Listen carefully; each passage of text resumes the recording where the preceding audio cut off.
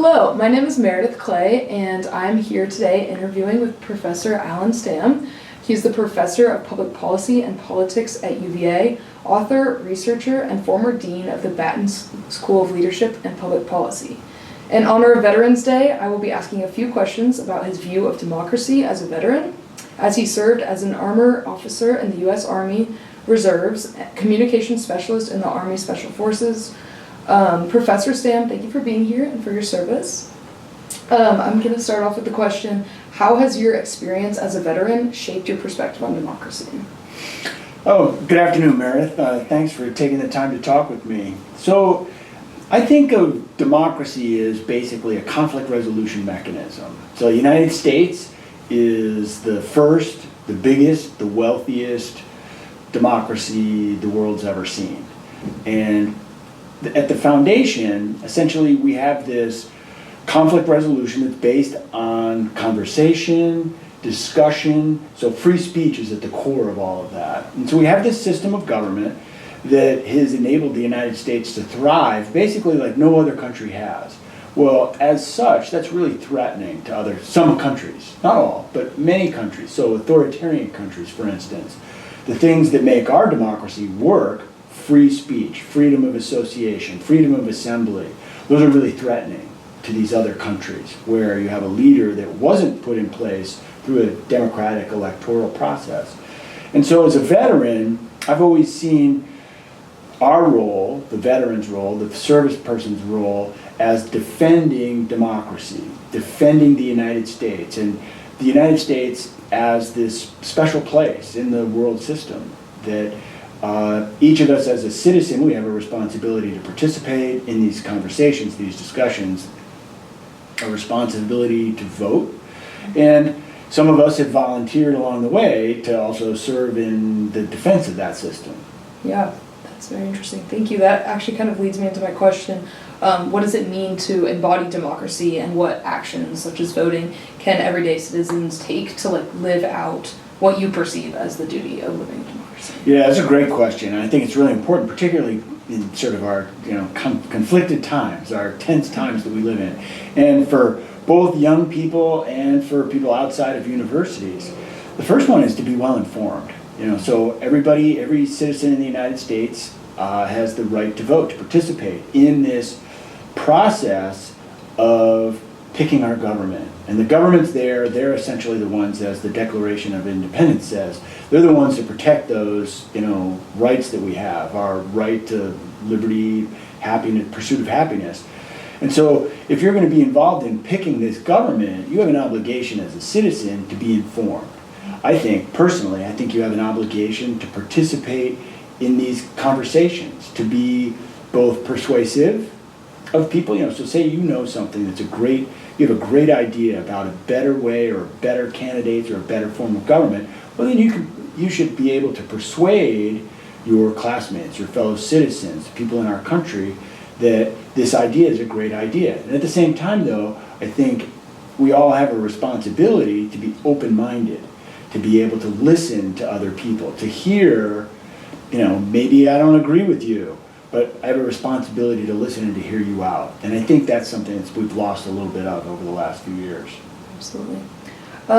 So in your book, Democracies at War, you pose the question, why do democracies win war?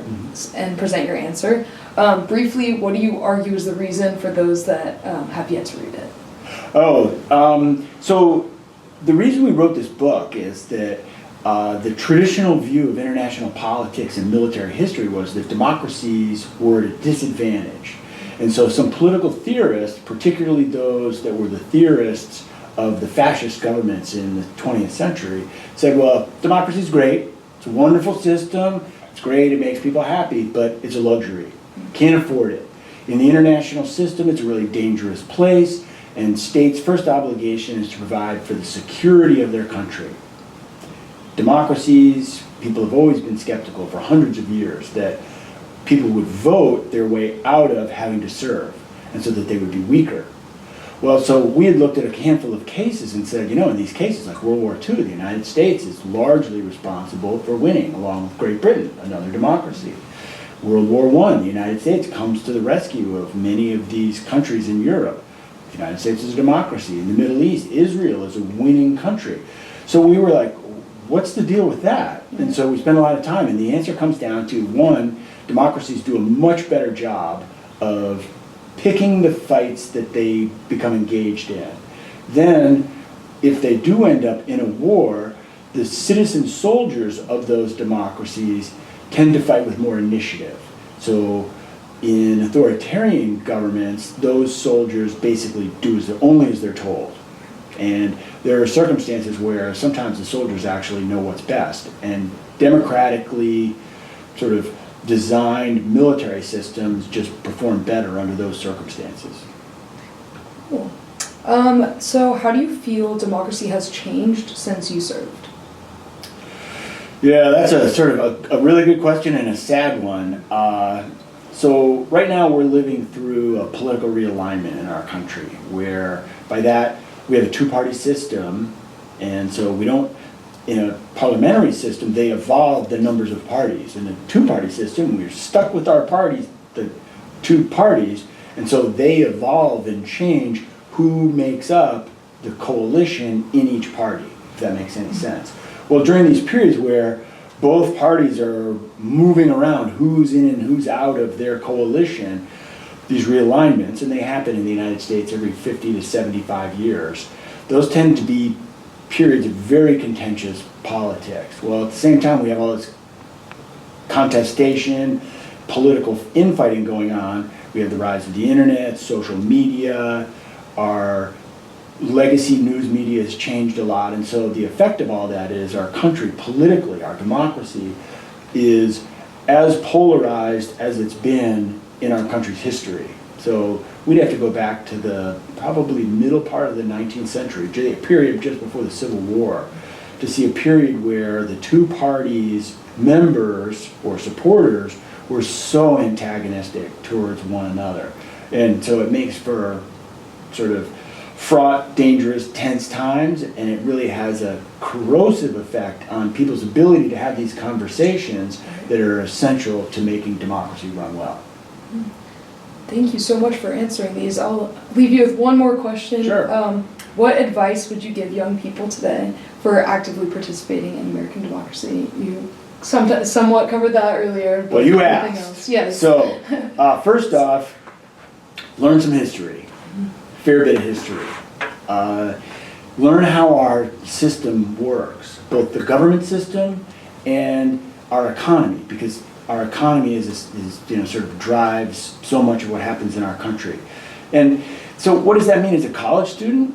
I think all of our college students need to take a couple of classes in history to learn real American history.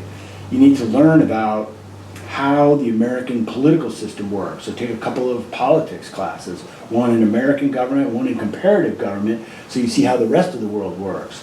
And then take 3 or 4 classes in economics so that you understand how our economy works, so that when politicians tell you, sure, we can increase government spending, we can increase entitlements, and we can cut taxes, you'll be able to understand exactly why that won't work from an economics perspective.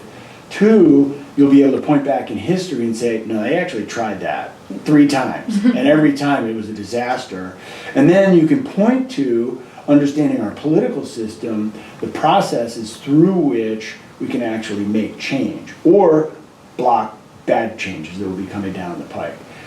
Then, with all that knowledge in hand, I think it's really incumbent upon particularly young people to talk with one another, to even if people you disagree with, don't judge people. It's totally great to disagree with people and to learn about why you disagree, but not judging them just because, say, well, that person doesn't agree with my friends and me, so therefore they're a bad person. Most of the time, disagreements are just driven by different preferences for different outcomes, different tastes, different the way people like to spend time, how they want to see resources allocated. One of the things that we see today is every discussion about national politics makes it sound like if we lose today, the republic is lost.